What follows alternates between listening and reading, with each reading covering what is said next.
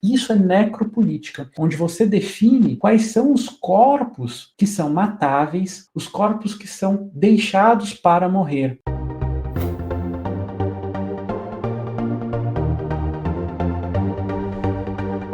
A ideia de necropolítica, hoje é muito comum as pessoas falarem da necropolítica, e acho que é um termo importantíssimo para a gente entender estratégia, né? Tecnologia de poder, que está sendo amplamente utilizada pelos estados aqui no mundo como um todo, e que a gente pode pensar o Brasil também por essa ideia. A ideia de necropolítica é de um cientista político, né, também que produz aí no campo da filosofia, que chama Achille Mbembe. O Achille Mbembe, talvez vocês possam agora pensar quem é Achille Mbembe, né? Ele é um negro camaronense. E o Achille Mbembe ele tem produzido muito nesse campo de pensar o racismo, né?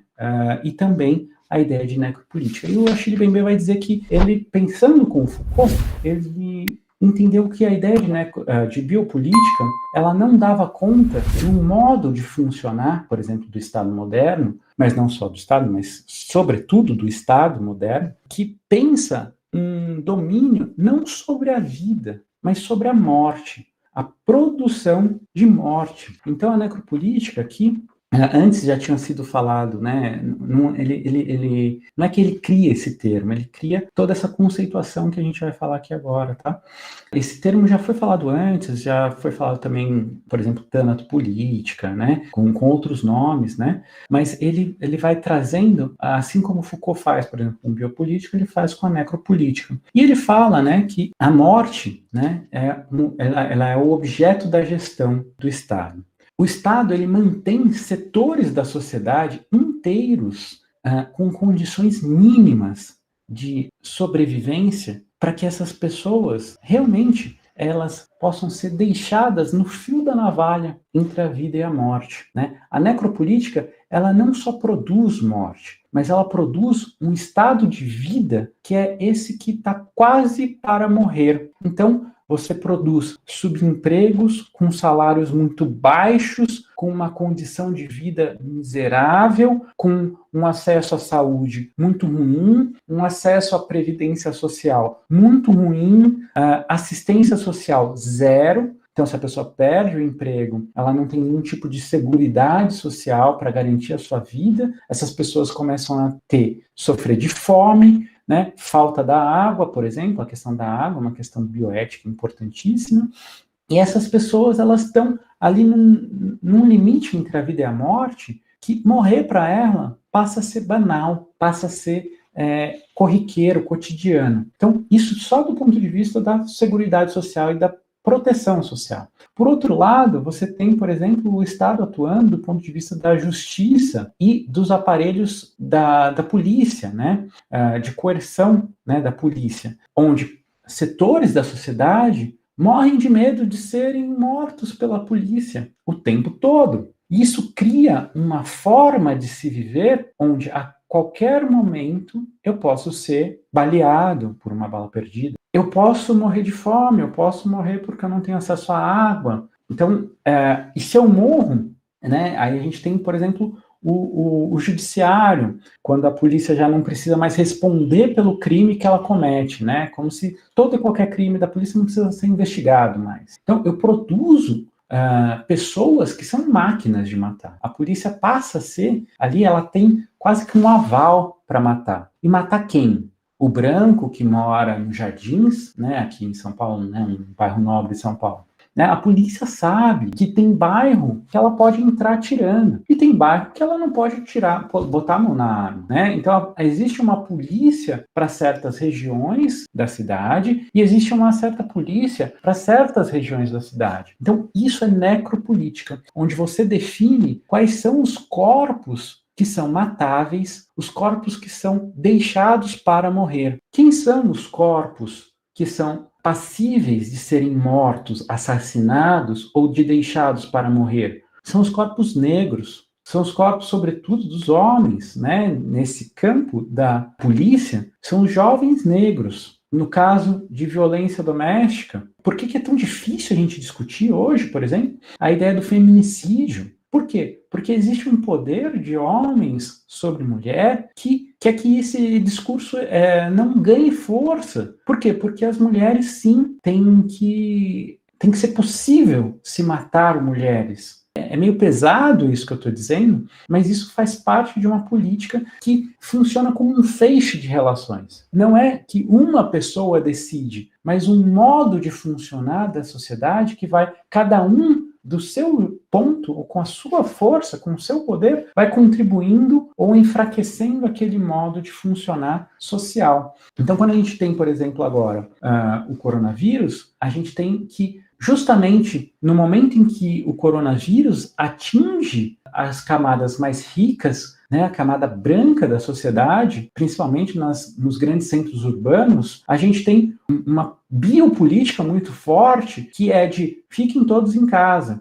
Você tem o isolamento social, começa a cair nas classes branca e elitizada, classe média, as pessoas que podem trabalhar de casa, por exemplo, e você tem um discurso que começa a vir que é, agora, para as pessoas de classe média, branca e da elite, o coronavírus está caindo, então vamos abrir, já está tudo bem, podemos voltar. Isso é necropolítica, é um discurso que se ancora na ideia de que os corpos que precisam ser preservados já estão preservados, agora os outros podem morrer. O Estado fala, fiquem em casa, mas quem pode ficar em casa é quem pode trabalhar. Quem não pode trabalhar, o Estado deveria garantir, por uma ideia de biopolítica. Só que em vez dele garantir que essas pessoas fiquem em casa, né, dando dinheiro, ele pega e corta, né, ele corta os auxílios emergenciais, ele faz uma jogada populista e depois ele vai e corta, para que essas pessoas não tenham condições de sobreviver e elas voltem a trabalhar, e elas se exponham e elas morram. Tem todo um movimento, por exemplo, de uso de um medicamento que sabe-se que se ele é usado, por exemplo, em idosos, a probabilidade de matar essas pessoas é muito grande. E se fala para usar mesmo esse medicamento, né, com o intuito de que morra. Esse discurso também ele não está fora da ideia do neoliberalismo, onde há setores da sociedade que devem ser preservados, né, um setor produtivo da sociedade. E o setor que é improdutivo, que são as pessoas idosas ou velhos, né, na visão de algumas pessoas, elas devem mesmo morrer e deixar de dar gasto para o Estado. Né? Essa ideia de que é gasto para o Estado é uma ideia necropolítica. Ela vem a fortalecer esse tipo de ação que diz que essas pessoas elas devem morrer. Porque quando começam a morrer, né, os corpos que não são aqueles que devem morrer, a gente fica automaticamente espantado, a gente fica comovido. Ou quando é o corpo que tá ok morrer, a gente banaliza a morte, a gente já não está nem aí. Por quê? Porque esse é o corpo que está destinado a ser morto, a morrer. A meritocracia também vai falar, por exemplo, do Bolsa Família, que era o maior programa mundialmente reconhecido, né? O maior programa de combate à fome, né, gente? A fome. O que é o combate à fome? É você poder ter um estado de bem-estar social, a biopolítica acontecendo. Você dar a possibilidade das pessoas terem o que comer, para que elas não morram, para elas terem uma possibilidade de vida que o Estado vai garantir. Muita gente dizia que isso era para formar vagabundo.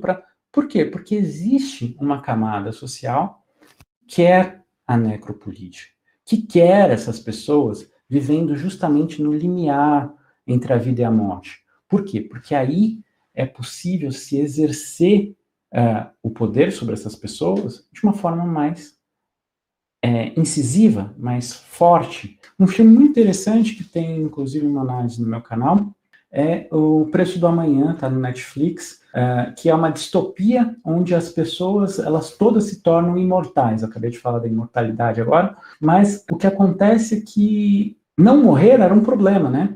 E por alguma mutação genética também se cria um tipo de um relógio para as pessoas que ele se aciona quando a pessoa faz 20 anos de idade. E a partir daquele momento, cada pessoa tem 1 ano apenas de vida. E ela tem que trabalhar para conseguir viver mais, né, para conseguir mais tempo de vida. É uma metáfora interessante para a gente entender a ideia de necropolítica, porque, grosso modo, né, quando a gente está vendo o filme, fala, nossa, mas é tempo, é só colocar mais tempo. Por que não coloca? Porque algumas pessoas têm que morrer, né? Porque algumas pessoas precisam ser eliminadas para que esse sistema, né, ou essas relações de poder, elas continuem acontecendo. Se você gostou desse corte de live que a gente fez, não se esquece de curtir e compartilhar com quem você acha que vai se beneficiar dessas informações. Se inscreve no canal se você ainda não é inscrito para sempre receber vídeos que tragam uma discussão da realidade presente, das relações, a respeito da saúde mental, psicologia e psicanálise. Esse é um canal para isso, um canal que faz esse tipo de discussão com um viés crítico. Deixa nos comentários o que você está achando, quando você tiver alguma dúvida ou quando você tiver alguma sugestão de vídeo ou live para a gente fazer aqui no canal. E se você quiser acessar a live inteira, aqui esse é o vídeo da live inteira. Mas você também pode acessar esse outro vídeo que o YouTube está te recomendando. Muito obrigado. A gente se vê no próximo vídeo.